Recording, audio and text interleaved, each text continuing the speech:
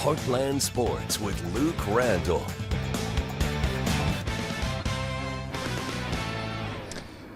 Hey guys, Carbondale already a happy atmosphere. Homecoming here for Southern Illinois, but it could get even better with a Salukis win here at Saluki Stadium. Could the Dogs get it done and move to 2-2 in the conference? Let's get right into these highlights.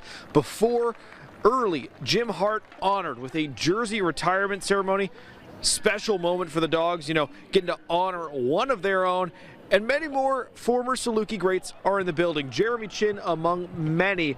Early on, Chandler Chapman had a rushing touchdown to start the scoring here, and he would continue to run strong in the second quarter.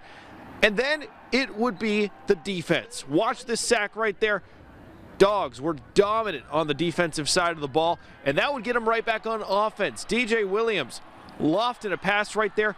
Not too deep, but watch Quinn go. Aiden Quinn, the tight end, you don't expect him running in right there for the score.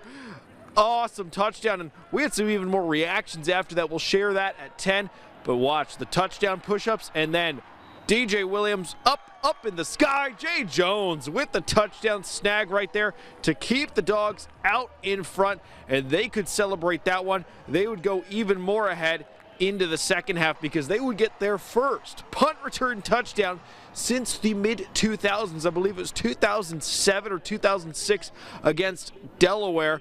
SIU, they do let up some late touchdowns, but don't get it twisted. The message is go Southern, go, and go get yourself a win on homecoming.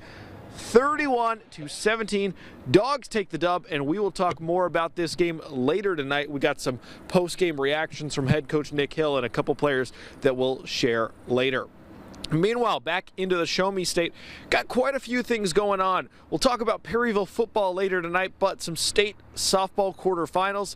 Chaffee shocked in the final moments of the game, a walk-off from Montgomery County to send the Lady Devils out of the playoffs. Donovan, though, the Donettes, hey, they won a state basketball championship. Now they've got a chance to win a state softball championship.